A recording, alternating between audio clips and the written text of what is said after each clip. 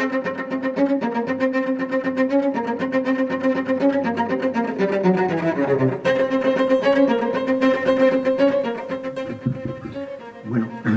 muy buenos días a todos y a todas. Muchísimas gracias, profesora Suali, por la amable presentación.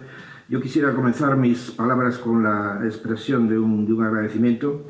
En primer lugar, a esta estupenda universidad, la Universidad Complutense de Madrid, y muy especialmente a su Facultad de Educación y su decano, Gonzalo Jover, mi amigo Gonzalo, por haber tenido esta brillante idea de organizar este seminario y ponerlo además en las manos de otro buen amigo, que es el profesor Benno Herzog, con el que tengo además el placer de compartir también universidad. Pero esta actividad no podría haberse realizado si no se hubiese creado la cátedra Simone Weil, con un nombre muy significativo por otra parte, y si esta cátedra no fuese financiada con una magnífica colaboración de la Federación de Comunidades Judías de España y su presidente Isaac Ben-Saken, también, si me permites, Isaac, mi amigo Isaac. Por cierto, estupendo discurso de presentación, no lo podrías haber escogido mejor para este seminario. Muchas gracias, Isaac. Y con estos agradecimientos que son sinceros, quizá para no perder demasiado tiempo, voy a pasar a la presentación. Yo quisiera que no cupiese alguna duda con respecto a la organización de este seminario, porque la profesora Martínez y yo nos hemos puesto de acuerdo de tal manera que yo voy a hacer una ponencia, una presentación sobre la lucha contra el antisemitismo en la Unión Europea y su marco jurídico y político, y ella va a hablar específicamente de más o menos lo mismo, pero en España, de la perspectiva española. Por lo tanto, no me acusen de ignorancia si no menciono lo que hay en España a lo largo de mi presentación, y por favor no me hagan preguntas sobre ello, porque eso lo descargo en las espaldas y en una pluma muy cualificada de mi compañera de facultad y de departamento, de la profesora Mónica Martínez. Bueno, dicho esto, paso por lo tanto al tema, ¿no? Yo quisiera hablarles de este conjunto de temas que aquí defino como un sumario, ¿no? En primer lugar, yo quisiera, o me hago una pregunta, ¿no?, sobre el antisemitismo. ¿Es esto un lugar común ya? ¿O es incluso un instrumento político que se está utilizando por algunos en un doble sentido, positivo y negativo? Y para casi contestar a estas preguntas voy a hablar un poco de lo que es la realidad del antisemitismo hoy en día, expresándole unos cuantos datos estadísticos. Aquí sí, no solo hablaré de la Unión Europea, sino que también hablaré un poco del contexto mundial, e incluso, si me permites, Mónica, de lo que ocurre en España, con algunos datos significativos también a este respecto. Después haré referencia a las formas del antisemitismo, que se llama el antisemitismo clásico y lo que podríamos llamar también el antisemitismo actual. Isaac ya ha hecho una buena introducción a este tema, lo cual me facilita un poquito la tarea, pero trataré de hacer también alguna explicación más al respecto.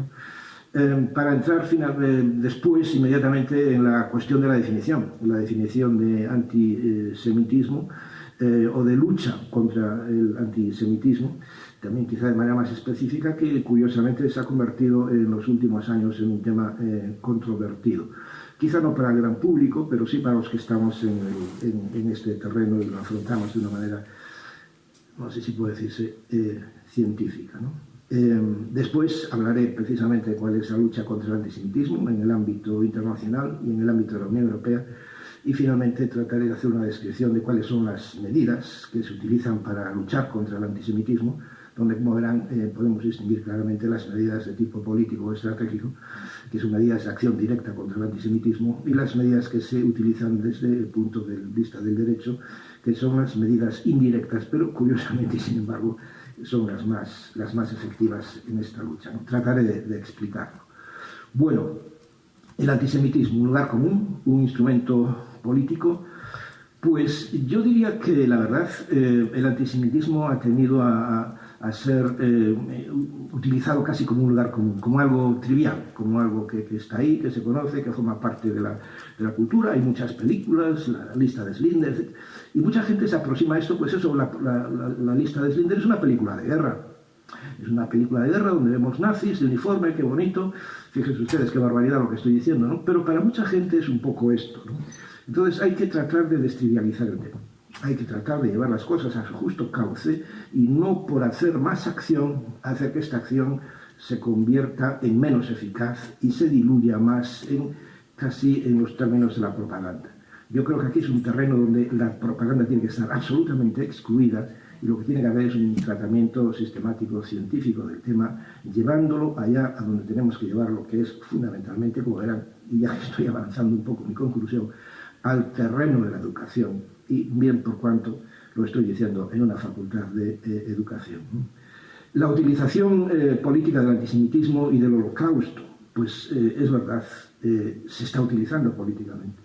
Y sobre todo en contextos de polarización muy grandes, y fíjense principalmente en Israel, este debate se ha llevado al debate político y ha llevado a un enfrentamiento claro entre los sectores de la derecha y de la extrema derecha y los sectores de la izquierda o la extrema izquierda en Israel, donde se produce la paradoja de que, yendo cada vez más polarizados en este terreno, terminan, por un lado, llegándose a negar la propia existencia del Estado de Israel por israelíes de la extrema izquierda, y donde, a la inversa, se está tratando de llevar la forma del sionismo a sus formas más extremas dentro del Estado. Pero esta polémica interna de Israel, curiosamente, salpica y nos ha llegado a nosotros, a Europa, por ejemplo, a Estados Unidos, por ejemplo. Y nosotros no queremos ese debate. Es un debate interno, no nos ocupa, no nos interesa, porque para nosotros la lucha contra el antisemitismo tiene un significado totalmente diferente. Y hay precisamente que despolitizarlo. El antisemitismo no es una lucha de izquierdas, no es una lucha de derechas, es una lucha de la humanidad. Es una lucha que se mueve en el marco de los derechos fundamentales. Y es en ese terreno donde tenemos que hacer ese combate. Y tenemos que, por tanto, llevarlo más allá del partidismo, más allá de la política. No nos importa lo que se haga en otros terrenos. Estamos en Europa, aquí, nosotros, ahora. Otros dirán posiblemente lo mismo en los Estados Unidos o en Canadá, o en otros ámbitos donde este tipo de temas se trata de una manera más intensa. Por tanto, desliguemos, por favor, desliguemos la lucha contra el antisemitismo de la política, y desde luego de la política partidista, que sobre todo se produce en foros y ámbitos políticos que no tienen nada que ver con el nuestro, y por lo tanto no tenemos por qué asumir sus planteamientos. Llevemos esos nuestros, por favor, copien de nosotros, y no nosotros de ustedes. Porque el antisemitismo donde se sufre, donde se padece, es precisamente en Europa y no en otros terrenos, o al menos en menos cantidad.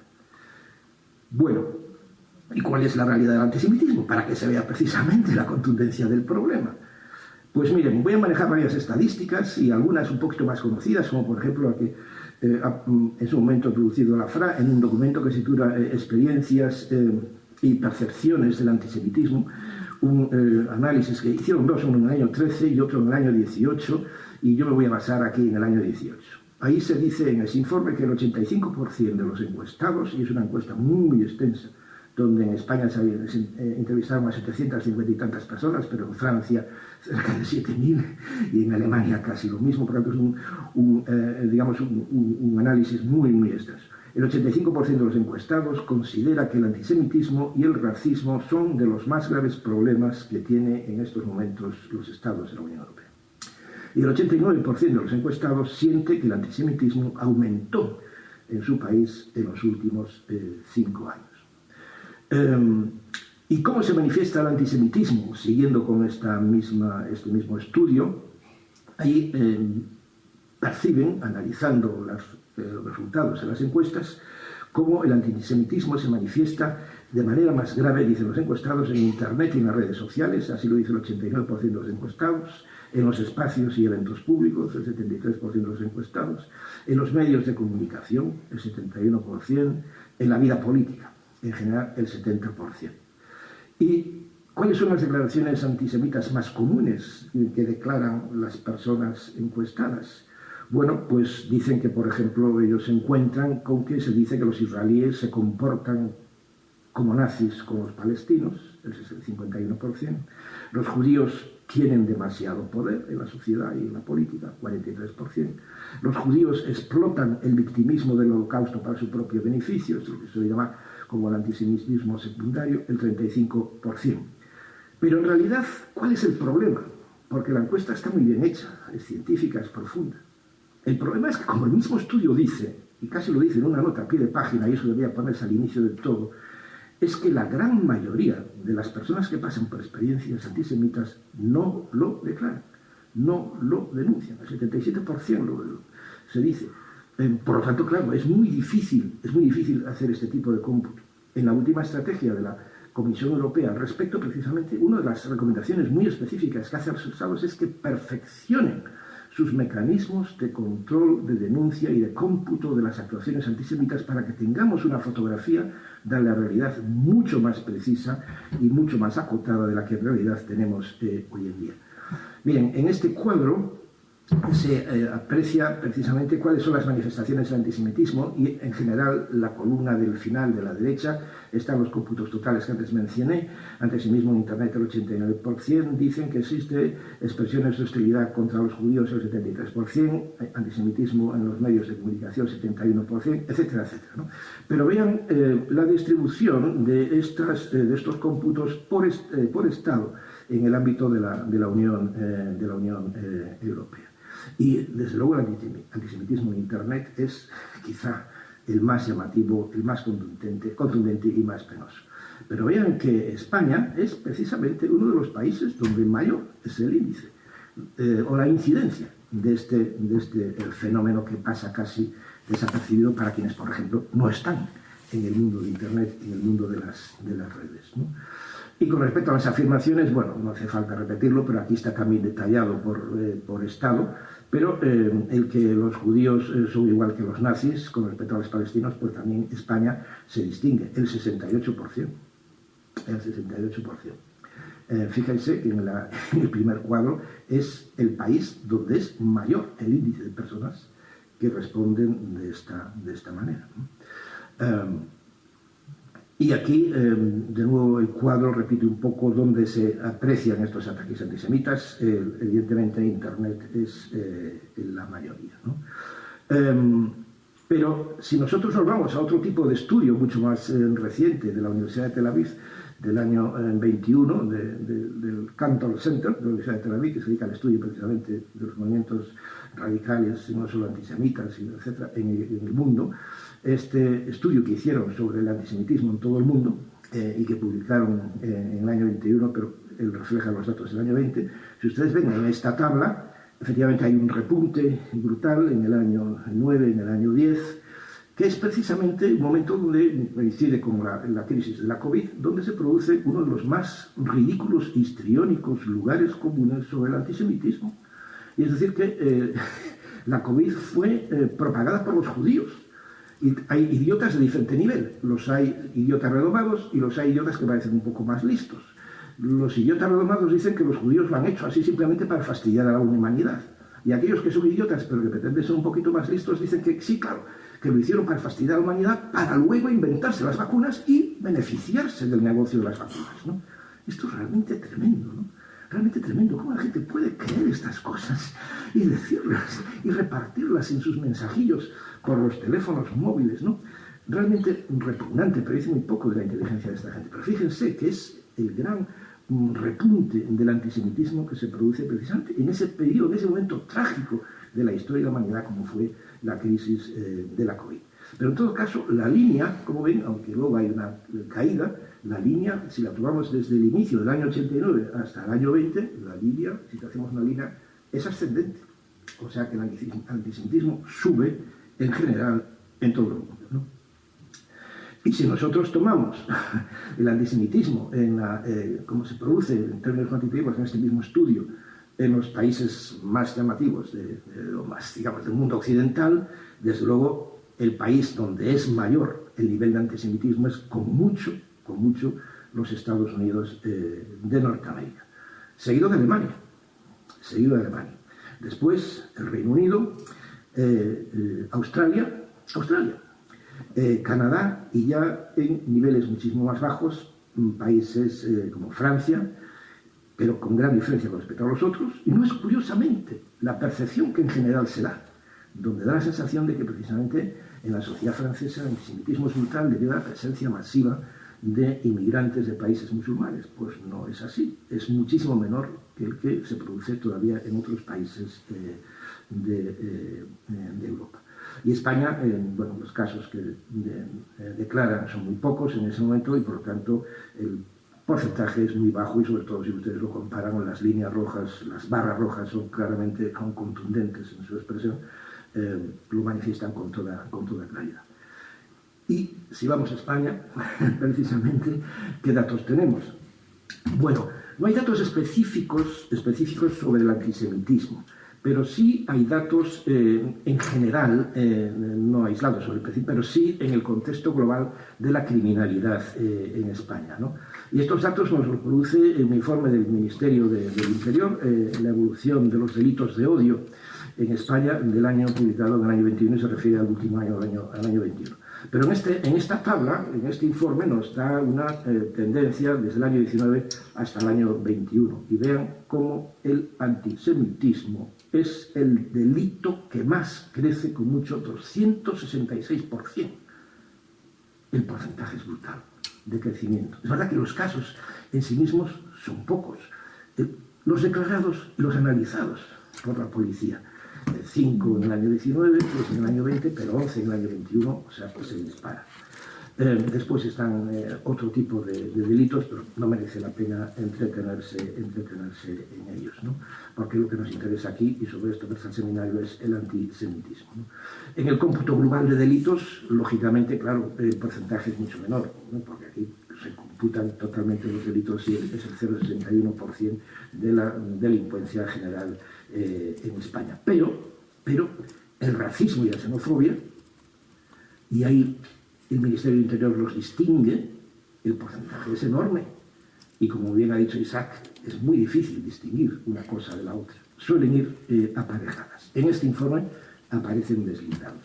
Pero vean, el porcentaje brutal, el 35% de los delitos de odio son producidos con respecto a la raza y la inmigración, racismo y xenofobia.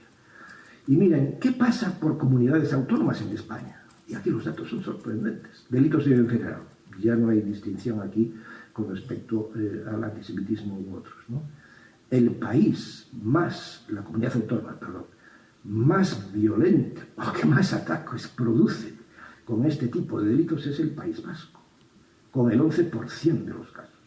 Muy superior al que se produce en otras comunidades con muchísima más población, como es el caso de Madrid, por ejemplo, con el 4,9%, menos de la mitad.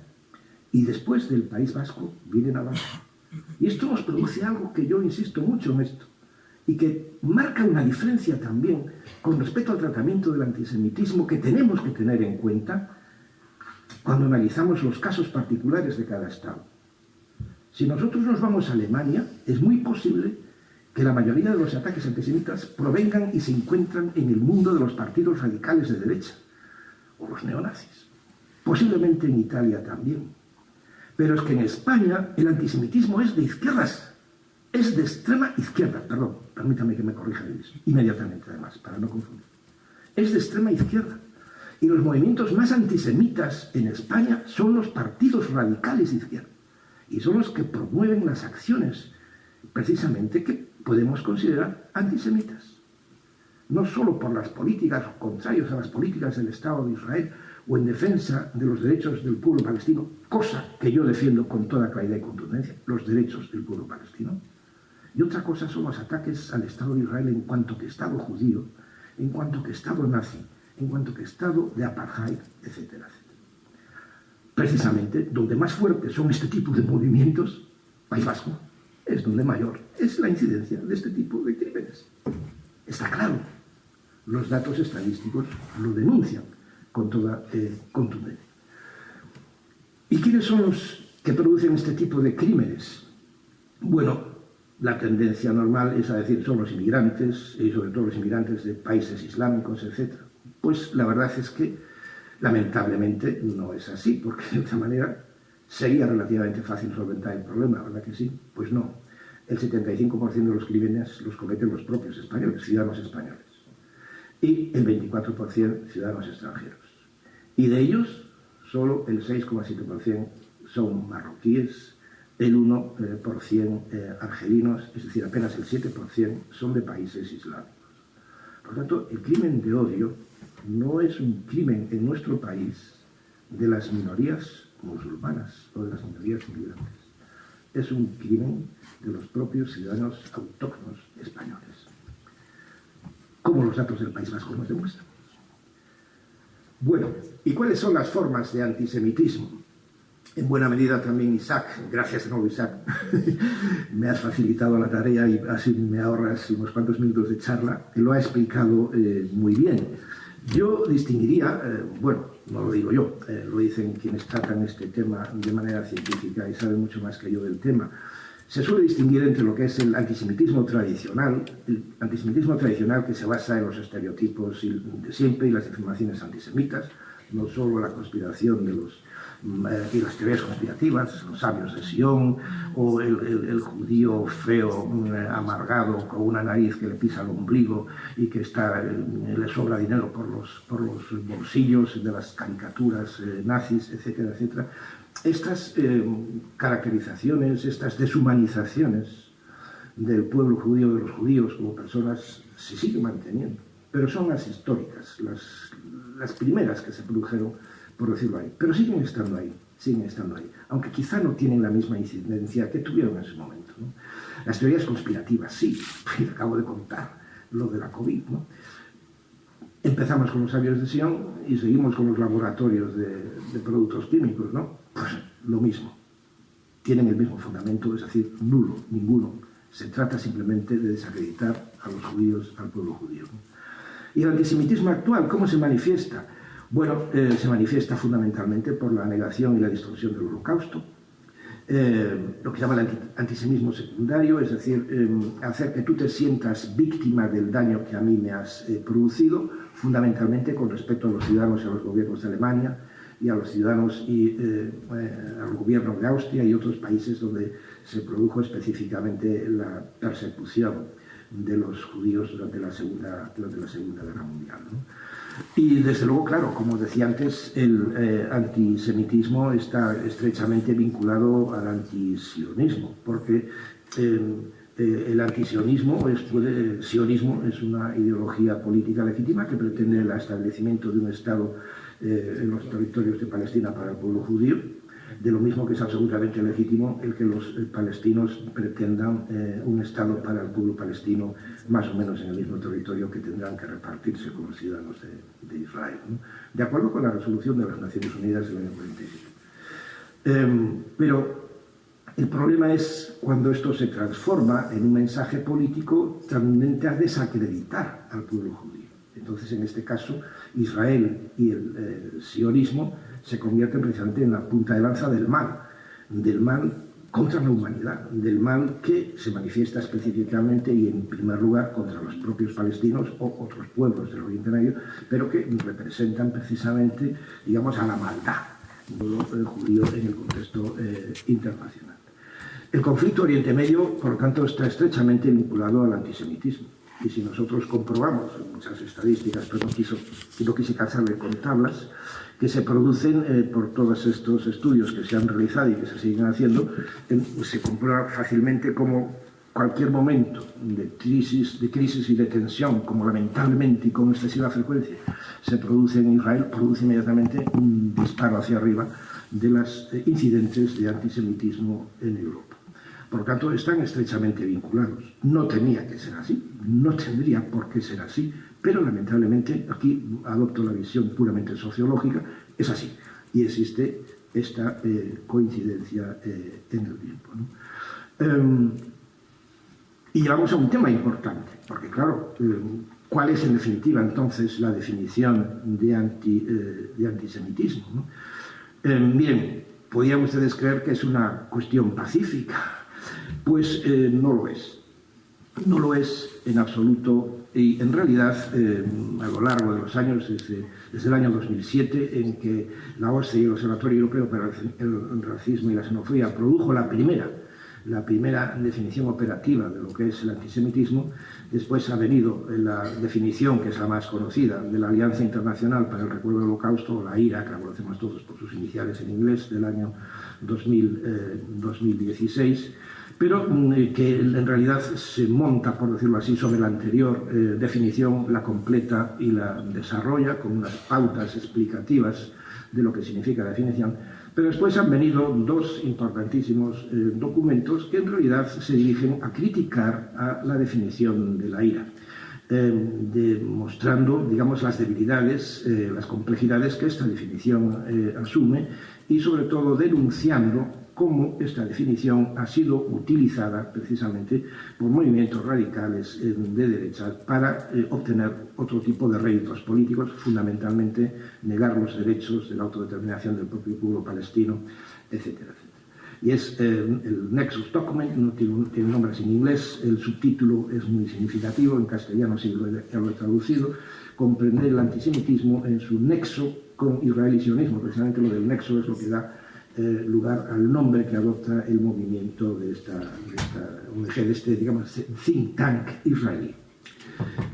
Y después está la Declaración de Jerusalén sobre el antisemitismo, un importantísimo documento que han firmado más de 350 académicos, profesores israelíes, judíos, israelíes, alemanes, americanos, estadounidenses, franceses, etcétera, etcétera, donde proponen precisamente una nueva definición del antisemitismo y que son muy duros en la crítica que hacen contra la definición de la IRA, que es, sin embargo, la definición que se ha promovido en Europa y que las instituciones de la Unión Europea promueven como una definición operativa para que los Estados precisamente la asuman como tal y la introduzcan en sus propias estrategias de lucha contra el antisemitismo, ¿no? La primera definición, la de la OSCE, que a mí quizá me parece la mejor, la más simple, dice: el antisemitismo es una determinada percepción de los judíos que podría expresarse como odio a los judíos. El antisemitismo es odio a los judíos. Punto. Eso es lo que es el antisemitismo. Es verdad que luego el propio documento explica un poquito más. Dice: las manifestaciones retóricas y físicas del antisemitismo están dirigidas a individuos judíos y no judíos. Y es verdad, porque de la misma manera que muchos tienden a decir: ese es un fascista, cualquiera que lleva una opinión contraria a la tuya es un fascista, cualquiera que lleva una opinión contraria a la tuya, este es un sionista. Y en este caso es precisamente una manera de decir: eres algo negativo. Y por lo tanto es una definición antisemita, ¿no? Y se produce por tanto contra las personas, instituciones, etcétera, etcétera. Y desde luego, claro, añade con toda claridad la definición de la OSCE: estas manifestaciones podrían tener también como blanco el Estado de Israel concebido como colectividad judía. Y esta precisión es importante. Y la definición adjunta 12 ejemplos contemporáneos del antisemitismo. Tengo los documentos aquí, si luego en el debate alguien quiere hacer alguna pregunta y quiere que lo precise, se lo puedo explicar. No tengo las tablas porque haría eterno el PowerPoint, pero lo puedo leer a viva voz, ¿no? La definición de la IRA, que es la que más se ha producido, yo les confieso que la primera vez que leí esta definición hace mucho tiempo tuve que leerla 2 veces. Tuve que leerla 2 veces por decir: ¿qué dice? O sea, ¿no se puede decir algo más sencillo como esto? ¿Por qué hay que retorcer el argumento? ¿Y cuál es la intención que se busca con retorcer el argumento? ¿Es simplemente querer completarlo con mayor idea o se quiere ir más allá? Y esto es lo que plantean los otros denunciantes de esta definición. Dice: el antisemitismo es, fíjense bien, el antisemitismo es una cierta percepción de los judíos que puede expresarse como el odio a los judíos. Las manifestaciones físicas y retóricas del antisemitismo se dirigen a las personas judías o no judías y o a sus bienes, a las instituciones de las comunidades judías y a los lugares de culto. Muy bien. Claro, es odio a los judíos, ¿no? Pues esto ya lo decía la OSCE. Todo lo demás es la explicación lógica de cómo se produce en la realidad, digamos, los fenómenos que aplican a la realidad esta definición. Pero no es necesario introducirlo en la definición en sí misma porque luego se compleja. Y digo, la cosa se hace más compleja todavía cuando se añaden 11 ejemplos contemporáneos de antisemitismo, 7 de los cuales se dedican a estudiar ataques al Estado de Israel. Entendiendo que En términos sencillos, cualquier ataque que suponga la negación, digamos, del Estado de Israel en cuanto que Estado judío, lo que trata es precisamente de privar a los ciudadanos judíos, al pueblo judío, del derecho a la autodeterminación, del derecho a tener su propio Estado, cosa que no se niega a otros pueblos, porque muchos aceptan el derecho a la autodeterminación del pueblo palestino, cosa que yo defiendo con sinceridad y contundencia, y en cambio niegan el derecho a la autodeterminación del pueblo judío, cosa que yo también defiendo con similar vehemencia y contundencia como es claro. Y entonces, en estos 11 ejemplos claros es donde está el problema de esta definición. Es donde está el problema de esta definición que han visto otros, como por ejemplo los elaboradores del documento Nexus, que también es una definición que, lo siento, he tenido que leer 2 veces para entenderla bien. El antisemitismo consiste en creencias, actitudes, acciones o condiciones sistémicas antijudías. Incluye creencias y sentimientos negativos sobre los judíos, comportamiento hostil dirigido contra los judíos, porque son judíos, y condiciones que discriminan a los judíos e impiden significativamente su capacidad de participar como iguales en la vida política, religiosa, cultural, económica y social. Bueno, efectivamente es una definición omnicomprensiva. Quizá no era necesario, porque en el odio al judío va implícito todo lo demás, pero no está mal que se precise. El problema es precisamente aquí, una vez más, en las, explicaciones que se adjuntan. Y entonces ahí hay 9 ejemplos de lo que se considera que es antisemita y 4 ejemplos de lo que se considera que no es antisemita. Y aquí, claro, por eso critican a la IRA, porque su visión es mucho más flexible y acepta, digamos, un nivel de crítica al Estado de Israel mucho más extenso. Prácticamente lo que se excluye es la crítica de carácter violento, pero se acepta la crítica al Estado de Israel, se acepta la crítica a sus políticas, etcétera, etcétera. Se acepta la crítica al sionismo en cuanto que supone, o que pueda suponer, digamos, una discriminación para otro pueblo que vive allí, que es el pueblo palestino, cuyos derechos son ignorados por algunas versiones del antisemitismo. Bueno, y después tenemos la Declaración de Jerusalén. Claro, que llevan el nombre. Estas definiciones y estas iniciativas parten de Israel, parten de académicos israelíes, parten de la Universidad de Jerusalén, de Tel Aviv y otros centros académicos e intelectuales de Israel. Y por lo tanto, por eso les decía antes, están muy influenciadas estas definiciones por el propio debate político y la tensión de polarización que lamentablemente, como en otras partes del mundo, incluida España, se vive en la sociedad, políticamente hablando, donde, digamos, el fraccionamiento y la separación, la escisión entre las ideologías políticas produce una tendencia centrífuga hacia la radicalización.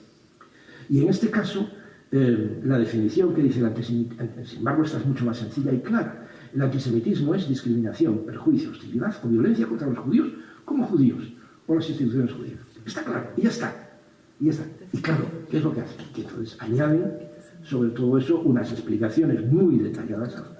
Añaden 15 ejemplos, donde 4 son de carácter general, sobre lo que se entiende que es antisemita en términos normales. Vamos a los estereotipos de siempre. 5 ejemplos de lo que es antisemita en la crítica de las relaciones Israel-Palestina. Fundamentalmente aquí lo que se critica es la utilización de la violencia en contra del Estado de Israel y del pueblo siano y el pueblo israelí.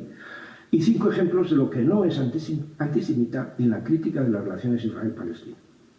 Y aquí va mucho más allá de las anteriores, porque aquí se acepta como no antisemita la propia negación del Estado de Israel. Porque ellos dicen, bueno, es una cuestión ideológica. Yo en un foro, en un debate político, puedo decir que el Estado de Israel no tiene derecho a existir, no está justificado. Que el Estado de Israel adopta políticas, etcétera, que además son contrarias a los derechos fundamentales, producen un apartheid de los ciudadanos que no son judíos, etcétera, etcétera. Y eso por sí mismo no es antisemita, sostiene esta tesis, ¿no? Por lo tanto, es de las definiciones, de las 4, la más radical en este terreno. Porque sí que evidentemente roza lo que para muchos, desde luego para mí, supone precisamente verdaderamente antisemitismo. Y es la negación del derecho del Estado de Israel a su propia existencia. Lo cual no significa el derecho del Estado de Israel a aplicar las políticas que le dé la gana, vulneradoras incluso en algunos casos con fragancia de los derechos fundamentales.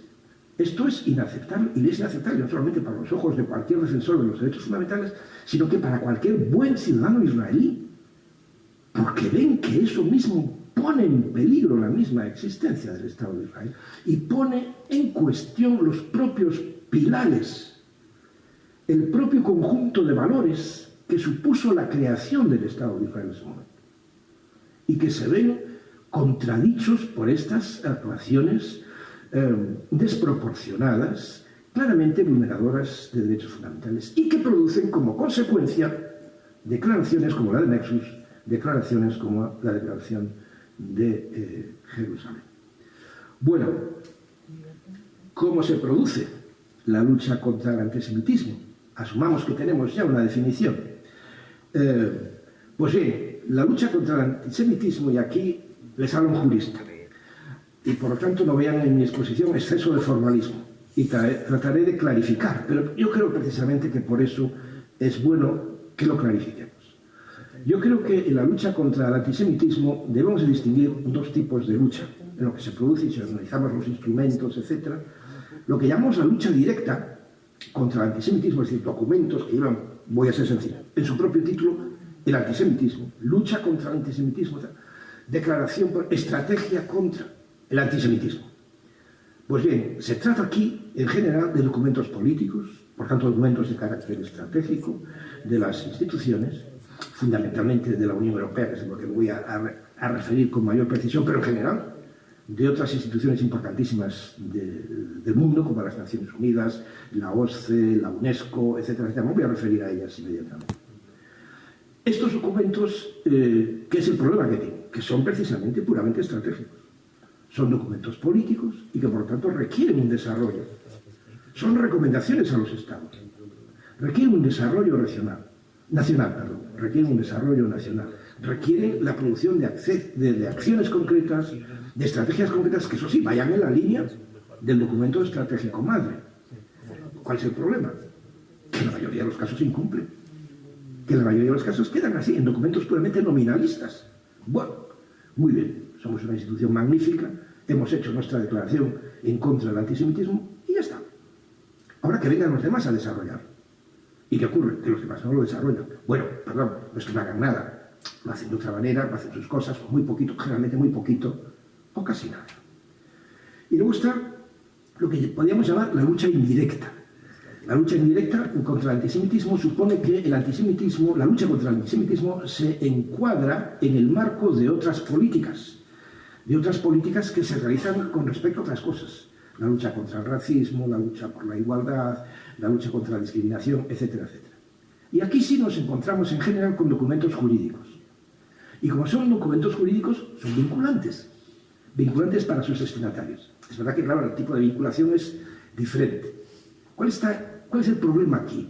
El problema es que al ser documentos jurídicos que tratan otro tipo de temas, el antisemitismo como tal se diluye en el ámbito de esa actuación. En contra de la xenofobia, en contra del racismo, por la libertad, la igualdad en el trabajo, etc. Y evidentemente ahí estamos tratando de evitar que haya discriminación contra los judíos en eso. Que haya antisemitismo. Pero ni se menciona en muchos de los casos. Aparece diluido. Hombre, si estamos en una política de derechos fundamentales, de derechos humanos, y de esto Mónica sabe mucho, estamos evidentemente tratando de proteger esa situación y estamos luchando contra el antisemitismo. Pero se diluye en el marco de esa acción general en la que se incluye la medida, ¿no? Las organizaciones internacionales que se han manifestado en este terreno pues son muchas y muy importantes, ¿no? La ONU, la Asamblea General de las Naciones Unidas, en general, el Consejo de Seguridad es irrelevante en este sentido, más vale no mencionarlo, pero la Asamblea General sí, he elaborado montones de documentos, hay un informe que sale de manera periódica, prácticamente cada 2 o 5 años, precisamente el delegado para la lucha contra el racismo, la xenofobia, etcétera, donde se tratan también en muchos de los casos en estos informes el tema del antisemitismo de manera específica. Pero no son resoluciones en el sentido operativo, documentos jurídicos obligados, sino que son más bien análisis de la realidad, de lo cual evidentemente se pueden derivar consecuencias, pero no inmediata e innecesariamente, ¿no? El Consejo de Europa, y dentro del Consejo una institución interna vinculada a la que es la Comisión Europea contra el Racismo y la Intolerancia, ¿no? Conocida por sus iniciales, la ECI, que ha producido también unos cuantos documentos, ahora me voy a referir a uno de ellos. La UNESCO, desde luego fundamentalmente desde el punto de vista de la educación, la OSCE, que muchos de estos documentos se hacen también en colaboración entre la UNESCO y la OSCE, y la Oficina para las Instituciones Democráticas y los Derechos Humanos, la ODIHR, conocida por sus iniciales en inglés, y claro, por supuesto, la voy a mencionar aquí, aunque no lo es propiamente, como una institución internacional, la International Holocaust Remembrance Alliance, que es la IRA, que produce las famosas definiciones. La del antisemitismo, que lo dice, y la también de negación, de resolución contra las negaciones y del holocausto, ¿no?, que me refería a ellas más adelante. Y además de esas organizaciones internacionales, por supuesto, está la Unión Europea. Documentos importantes. Bueno, infinidad de ellos, pero voy a hacer un repaso ligero porque si no me voy en el tiempo, ¿no? La ONU. Miren, el primer y más importante documento es lógico, por otra parte. Se produce ya en el año 48 y es la Convención para la Prevención de la Sanción del Delito de Genocidio. Claro, ¿cómo no? Si acabábamos de salir hace 3 años de la Segunda Guerra Mundial, donde el principal crimen que ahí se cometió es el delito de genocidio, que en aquella época todavía prácticamente se estaba investigando y la gente comenzaba a conmoverse realmente por la dimensión, no de los campos que habían sido descubiertos en el año 45, sino de la dimensión de lo que se había producido allí en los campos, ¿no? Estamos en el año 48. Pero tenemos que saltar un largo salto en el tiempo al año 2005 para que la ONU se pronuncie de manera específica en una resolución sobre algo relacionado con el antisemitismo, que es la conmemoración del Holocausto del año 2005, la resolución general de las Naciones Unidas que se pronuncia sobre este terreno. En esta misma línea, en el año 2007, otra resolución versa sobre el problema de la negación del Holocausto e incluso, porque todavía se perfila mucho más, la definición y las actuaciones en el año 2022, en enero, hace, como quien dice, 15 días sobre la negación del Holocausto. ¿Y qué dice el Consejo de Europa y la ECI? Bueno, pues aquí se han hecho recomendaciones, y algunas en España, seguramente Mónica se va a referir a esto porque es muy interesante, las recomendaciones que se han hecho específicamente sobre los Estados europeos y en particular sobre España. Tenemos la recomendación número 1, que es la primera que se produce, claro, en el año 96, la lucha contra el racismo, la xenofobia, el antisemitismo y la intolerancia, ¿no? Se menciona el antisemitismo de manera específica en la primera resolución de esta importante organización. Pero luego ya saltemos a la resolución número 9 en el año 2004, unos años más tarde, donde no hay traducción al castellano, on the fight against antisemitism, en contra de la lucha, la lucha en contra del antisemitismo, adoptada en junio del año 2004, ¿no? Y esta misma recomendación se revisa y se perfila de manera mejor en el año 2021, pero el objetivo es el mismo. Están dedicadas específicamente a la lucha contra el antisemitismo. ¿Y qué decimos de la OSCE y de la UNESCO? Bueno, el primer documento me parece muy interesante porque se hace en colaboración con Yad Vashem y desde luego es uno de los más claros y más... Yo lo recomiendo para los que son educadores que utilicen este documento y no otros posteriores. Miren, una de las cosas que más odio, permítanme este paréntesis porque si no lo digo me muero y necesito foros públicos para decirlo. Los que nos dedicamos a este tipo de cosas somos profesionales y por lo tanto no necesitamos cuentos con cómics, con estampitas. No necesitamos fotografías y diferentes colores para decir cosas y mensajes que tienen que decirse de manera clara y sencilla, que se puedan copiar y pegar para utilizar en una clase. Y no fotos seráficas de la señora von der Leyen mirando al cielo como si estuviese esperando la aparición de alguien, o de muñequitos con tonterías, etcétera, etcétera. Esos son documentos, perdónenme, para idiotas. Los que nos dedicamos a esto esperamos que la Comisión, las Naciones Unidas no, porque es muy aburrido, es todo papel blanco y negro y nada más, pero últimamente están haciendo también colorines. Pero la Unión Europea es que es insoportable. Cada vez más colorín, cada vez más idiotez, y tienes que buscar la sustancia del texto y no lo encuentras. Porque está pedido en recuadros, flechitas, tontos, fotos de un niño, una niña, negro, blanco, amarillo, etc. Hombre, por favor, hagan ustedes un texto claro, blanco o negro sobre blanco, que podamos leer, copiar, etcétera, etcétera. Bueno, pues precisamente en esta línea quiero decir que uno de los documentos fáciles que va en la línea que yo defiendo es este documento de la OSCE, y además en el tratamiento del antisemitismo en la enseñanza. ¿Por qué y cómo? Guía para educadores, más claro imposible. Es un documento extraordinariamente útil. Miren, es antiguo ya, porque es del año 2007, como quien dice, y las cosas vuelan a una velocidad extraordinaria, pero sigue siendo permanente. Y es un documento que dice, estos son los lugares comunes, estas son las estrategias a seguir, esto es lo que tiene que decir el profesor en clase, estas son las respuestas que puede obtener de los alumnos. Es un documento magnífico, propio para educadores. La decisión del Consejo de Ministros de la OSCE, la declaración sobre el fortalecimiento de los esfuerzos para combatir el antisemitismo del año 2014, o el documento del año 18, la prevención del antisemitismo mediante la educación, directrices para los responsables de la formulación de políticas. Esto no está pensado propiamente en los prácticos, sino más bien en los políticos que tienen que adoptar estas actuaciones contra el antisemitismo. Y luego las declaraciones de la IRA. Miren que la primera que se produce no es la declaración sobre el antisemitismo, sino precisamente la declaración sobre cómo luchar contra la negación y la distorsión del Holocausto. Working Definition of Holocaust Denial and Distortion. Es la primera que se produce en el año 13. Y solo 3 años más tarde produce ya la famosa, y por otra parte, como acaban de ver, controvertida definición de lo que es el antisemitismo. La definición operativa no vinculante jurídicamente sobre el antisemitismo del año 2016. ¿Y qué hace la Unión Europea?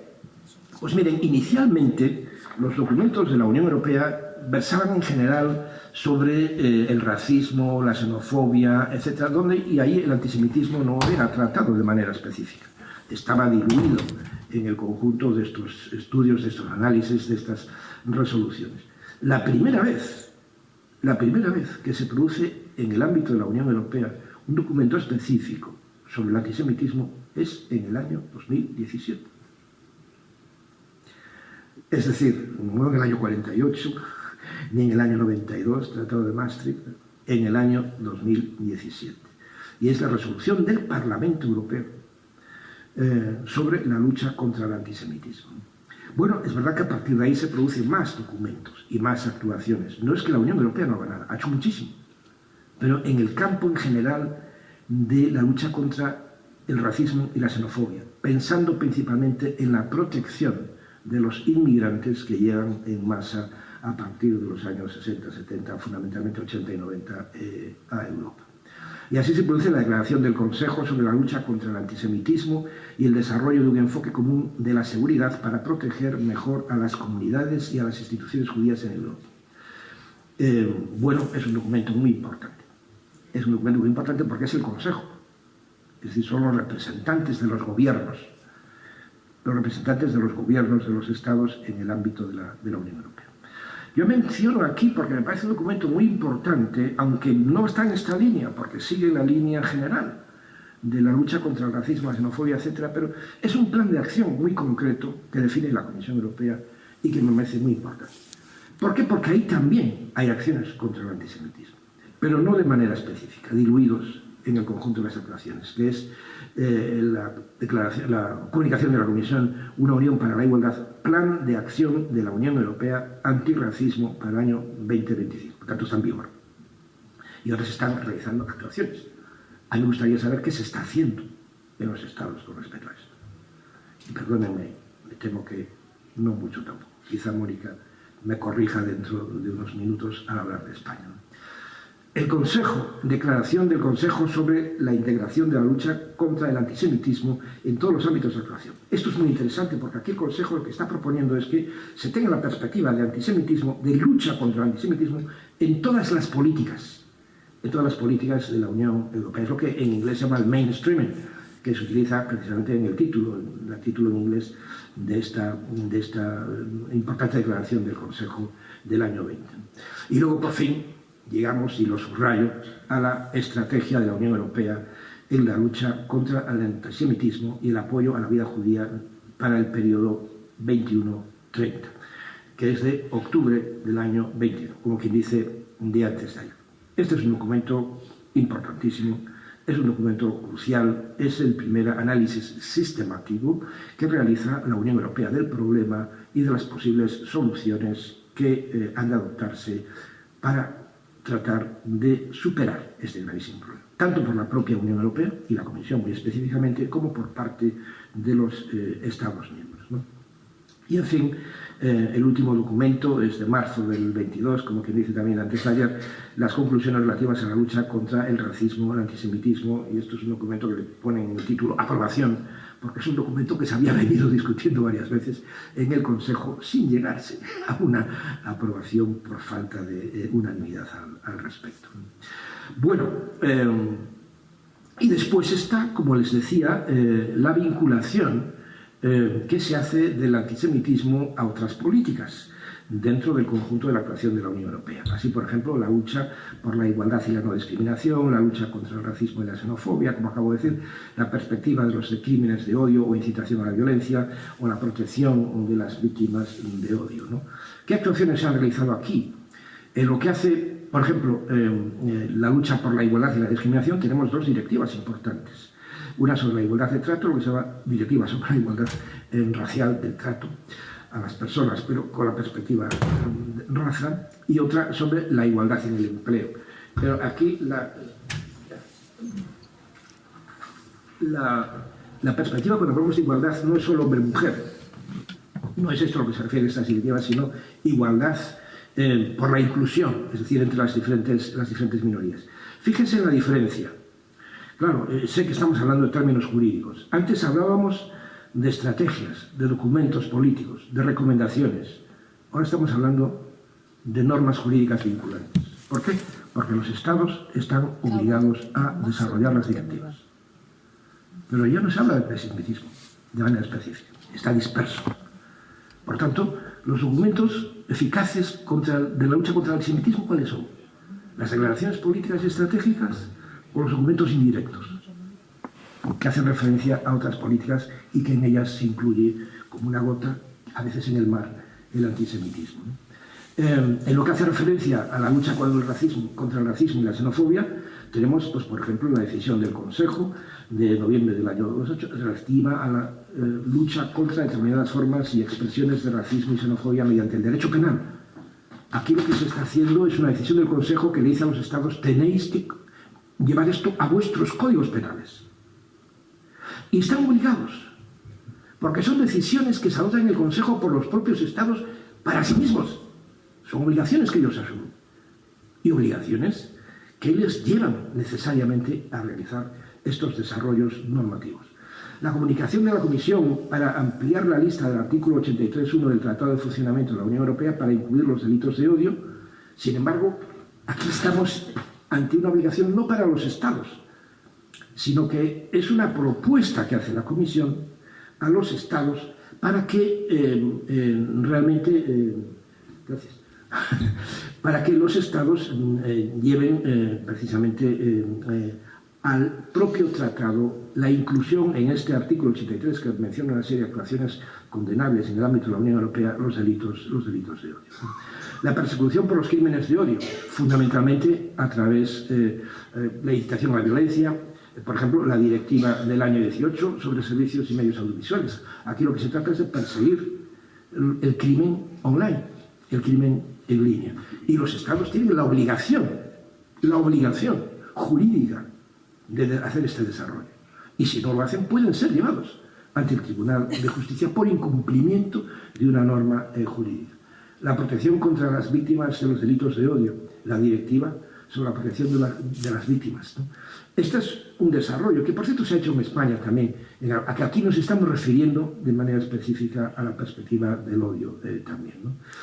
Bueno, en definitiva, la estrategia de la Unión Europea lo que trata es precisamente de desarrollar una lucha contra el antisemitismo que se establece sobre 3 pilares fundamentalmente: la prevención, la protección y apoyo a la vida judía y a las comunidades judías, por tanto, y la pedagogía, la investigación, la educación sobre el tema del antisemitismo. Y ahí sí que hay una larguísima lista de 31 recomendaciones que la Comisión se da para sí misma y para la Unión Europea, recomendaciones de actuación, y 21 recomendaciones que se hace para los Estados miembros.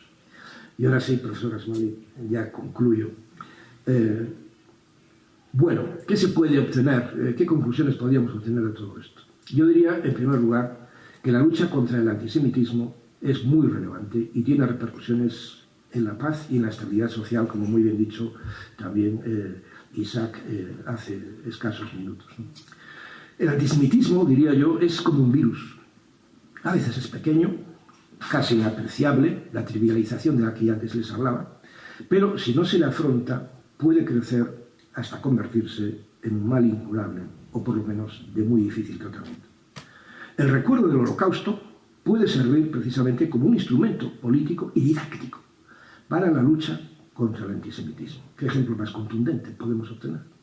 El antisemitismo está estrechamente vinculado, aunque no sean la misma cosa, al antisionismo y a la existencia del Estado de Israel. Por eso, como les decía antes, es necesario separar la lucha contra el antisemitismo de la confrontación política. Y desde luego, perdónenme los ciudadanos israelíes, de la confrontación política que se produce en el seno del propio Estado de Israel. No tienen derecho a exportarnos su propio debate político interno. Los instrumentos de lucha directa contra el antisemitismo son primordialmente políticos, como os acabo de ver, les acabo de explicar: estrategias, recomendaciones, acción, etc. Los instrumentos indirectos, en cambio, en el marco, que se producen en el marco de otras políticas, suelen ser jurídicos y, por lo tanto, son vinculantes y más contundentes, pero tienen un problema, como os decía: no se dirigen al tratamiento específico del antisemitismo y, por tanto, este queda un poco diluido en ese contexto general. La educación, en definitiva, desde mi punto de vista, es el instrumento más adecuado y eficaz, aunque claro, sí, a largo plazo, para esta lucha. Pero los planes de estudio son siempre el producto, el desarrollo de una estrategia política. Luchemos, pues, creo yo, por mejorar y aplicar las estrategias de lucha contra el antisemitismo. Muchas gracias por su atención.